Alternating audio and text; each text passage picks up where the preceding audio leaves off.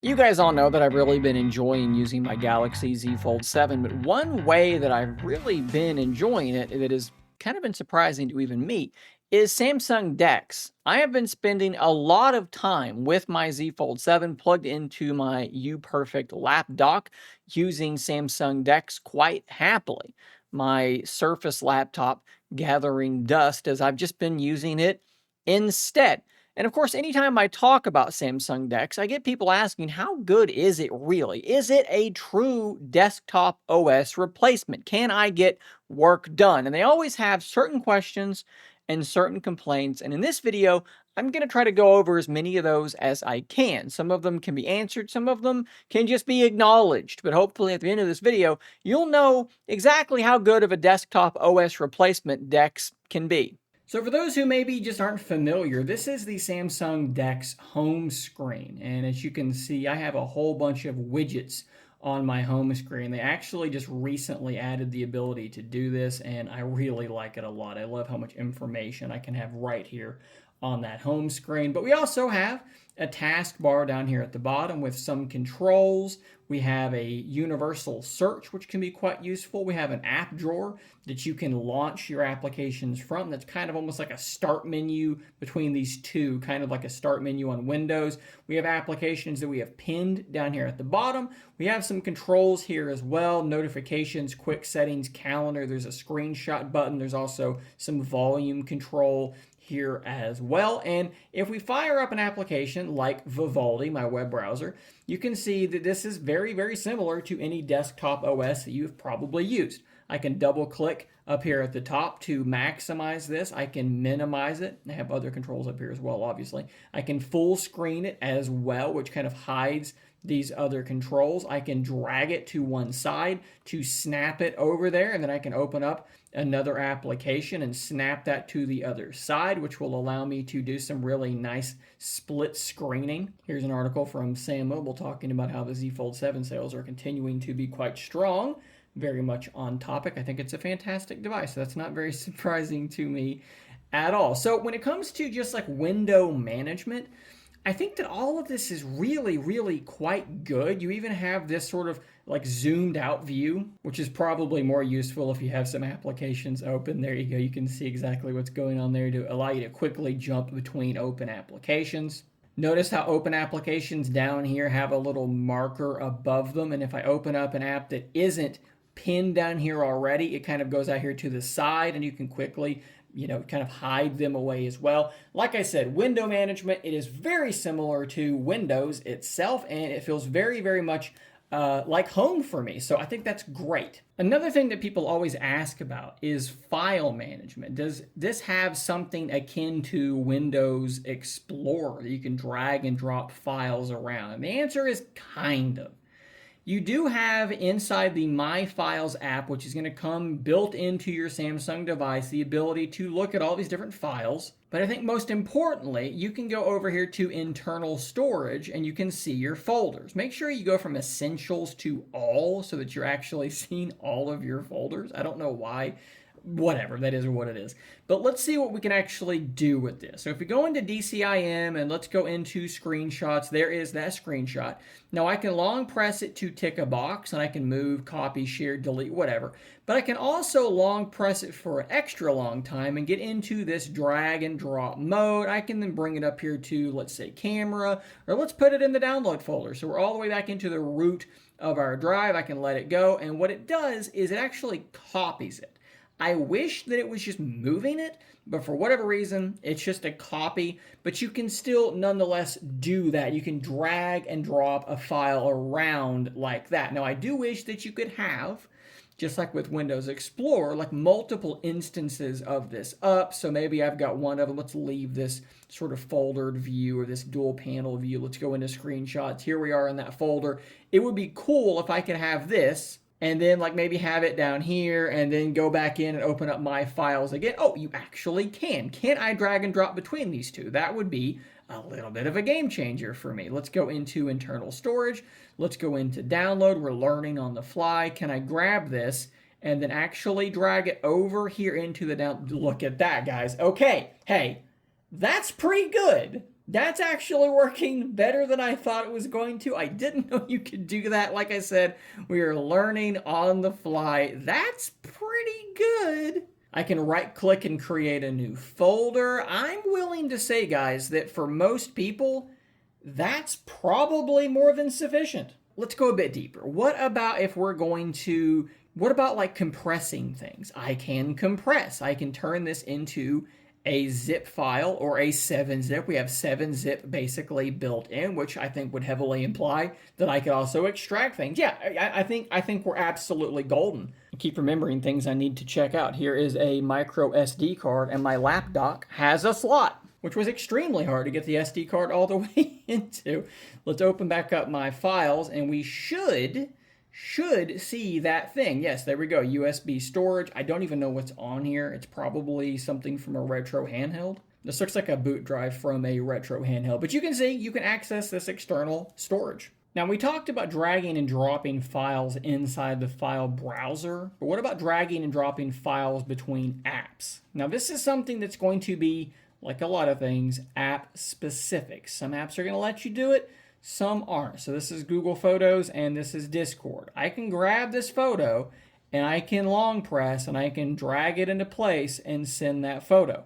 That's just fine. But if I go over to, I think Threads is one that sucks and doesn't let you do this. Let's go into a post and we'll try to drag this app over. Have they fixed this? No, they haven't. So can't do it there. What about Twitter? Can Twitter handle dragging a photo in?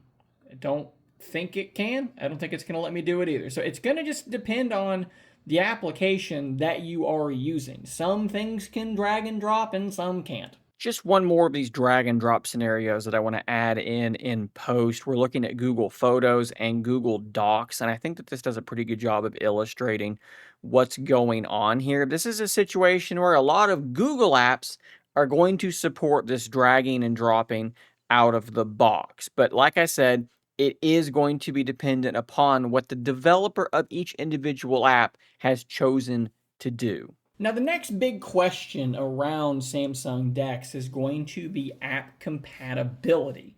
Now, luckily, every app is basically going to be compatible and it's going to work just fine, especially if your screen has a touch screen like this lap dock does. You can just use this like an Android tablet at that point. But all Android apps are not created equal when it comes to a 16:9 screen, something like this lap dock.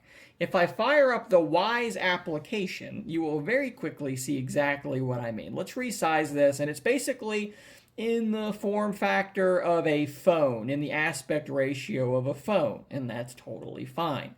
But if I full screen this is a nightmare. This is absolutely terrible. You would never ever want to use anything like this ever.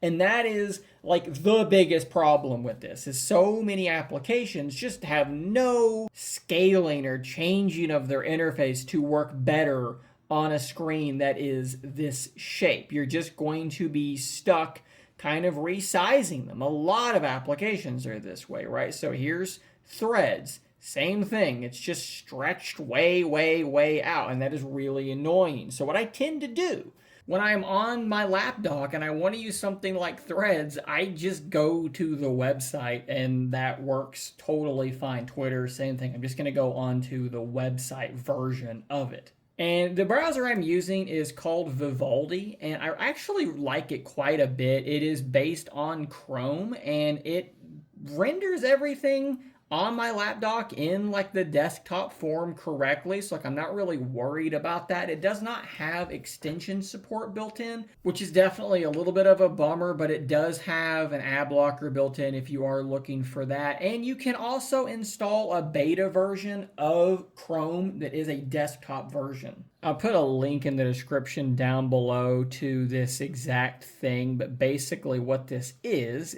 a directory that has all sorts of folders in it, and you're going to want to go down to the very, very bottom, which luckily you can actually click over here and scroll down to the bottom because this is terrible otherwise. The end key works fantastic. Come down here to the bottom one, and we're going to install this Chrome Android desktop .zip. Luckily enough, we've already established that we can handle zip files just fine. Smudge on the screen. Let's get rid of that. Let's right click this, and I don't actually see, there we go, extract. Let's go ahead and extract this here. And what we're gonna do is we're just gonna go ahead and install this APK file, which will be inside a series of folders. Chrome public APK ought to be the one. We're gonna go ahead and install that.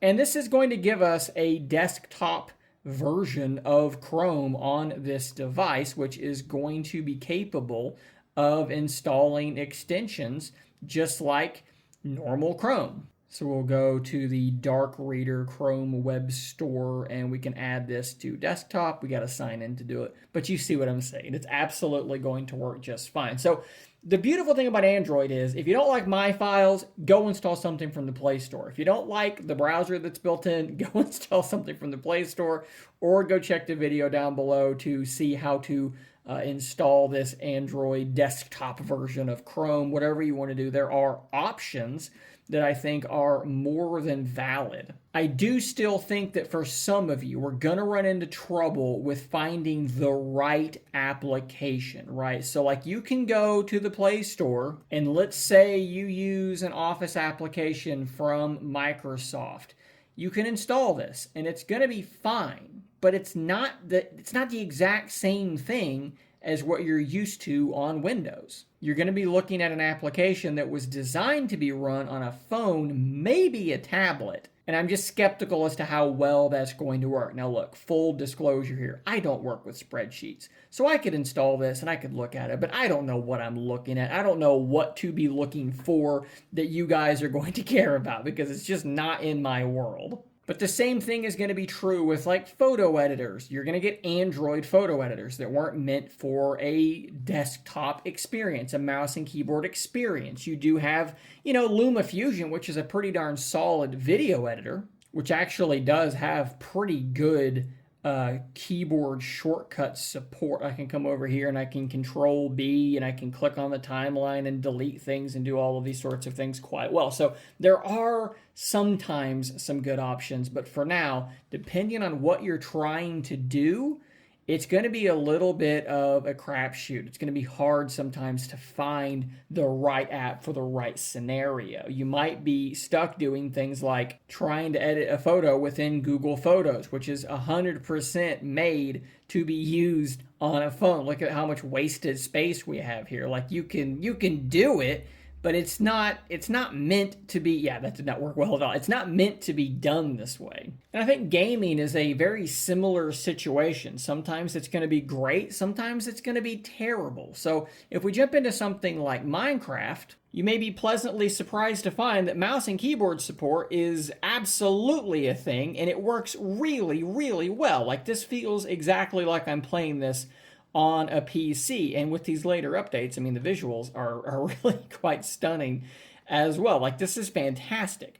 But I mean, how many games have mouse and keyboard support? How many games are you going to be instead using a controller, and maybe that doesn't even work? Maybe the game only has touchscreen support, and then what are you doing? Are you trying to play like this?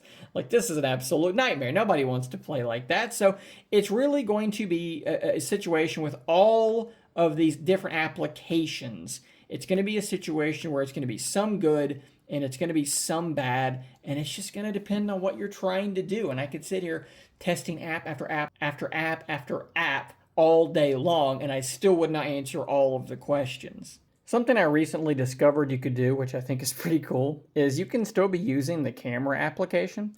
So I can literally be filming Samsung DeX with the phone that's powering Samsung DeX and then grab that video file and throw it into LumaFusion and do some editing on that device. Like I think that's actually pretty cool that it can handle that with no problems at all. Another thing I need to quickly mention here in post are keyboard shortcuts. I've touched on keyboard shortcuts at least in one prior section, just a little bit.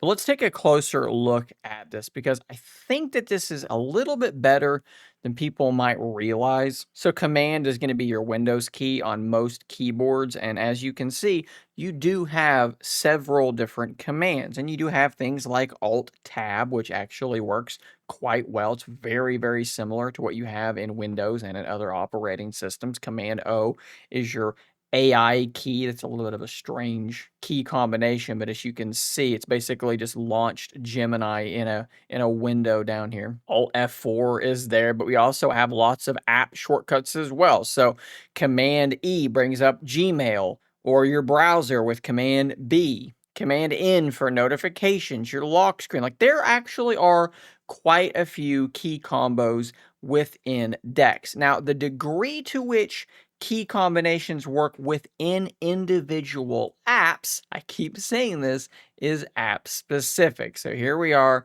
inside Vivaldi, and if I do Control T, I'm going to open up a new tab. Control W is going to close that tab. If I do Control B, does that bring up bookmarks? It doesn't look like it does. Control H does open up my history though, which is definitely good. And of course, if you're using Chrome, the same sorts of things are going to be true. You're going to be able to open up new tabs. Does Control B do bookmarks here? No. Control H does bring up history. So very, very similar experience. And like you saw in LumaFusion video editor, lots of key combinations working just fine there. Let's say I'm writing an email. Can I Control A to select all, Control X to cut, Control V to paste? So Gmail has lots of these things working as well. We'll just grab a template here in Google Docs. Can I do similar things? Can I click down here and highlight things with my cursor? That doesn't seem like that's working, but I can Control A, which is selecting everything. I think I have to long press in order to select some text. Yeah, there we go. So that's a little bit annoying. But if you're willing to use the website,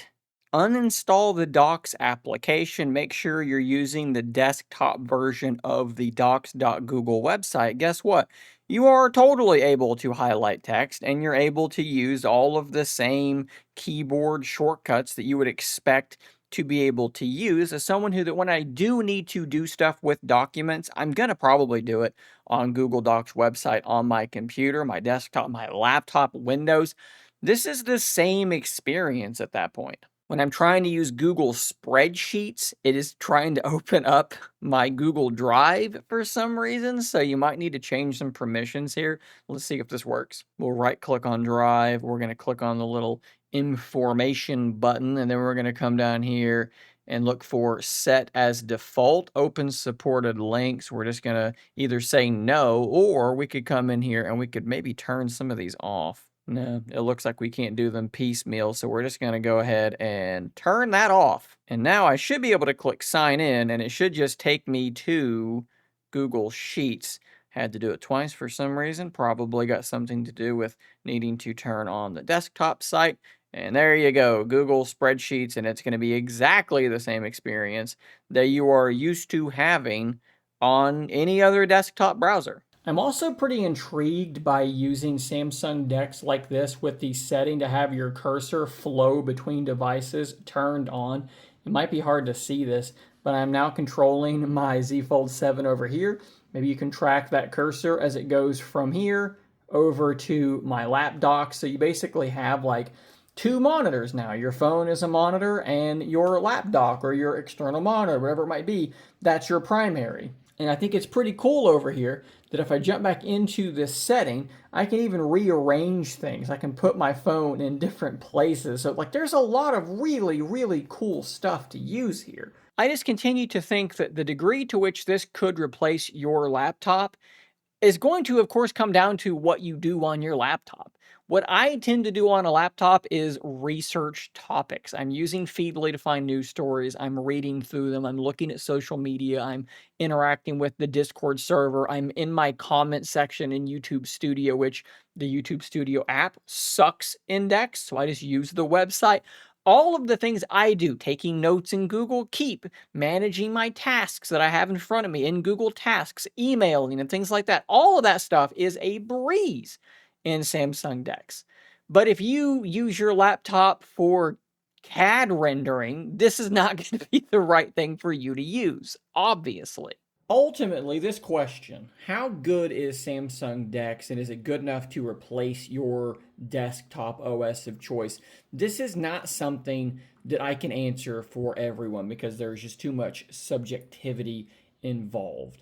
But that being said, I can absolutely imagine a scenario Maybe I'm living a different life. I'm not doing what I'm doing. And I've got a monitor and a mouse and a keyboard. I'd probably set up like a little dock style stand instead for my Galaxy Z Fold 7. I could imagine coming home, dropping this thing into a dock, and this being my desktop computer and being absolutely fine with that. And who knows, maybe at some point we gain the ability to run Linux applications in DeX once again. We probably do need an update from Qualcomm to make this be a thing currently, but this is something that's happening on Android, and that really would help bridge the gap from mobile apps to desktop apps. Ultimately, for me and for my perspective, my use case, I think that all of this is very impressive. What these newer Samsung devices, my Z Fold 7 here, as you can see, what they can do in terms of being an all encompassing device. This is a phone, this is a tablet, and this can also be a desktop operating system. Very, very cool, very impressive. Let me know in the comments down below how useful this is to you. Could you get away with what you've seen here from Samsung DeX, or do you need more out of your desktop OS? Are you looking to do, and keep in mind, laptop, right? A lot of us have a laptop and a desktop. The desktop is there for video editing, for gaming, and things like that. Laptop tasks are typically different tasks for a lot of us. So drop some comments down below. Thanks for watching, and until next time, stay nerdy, my friends.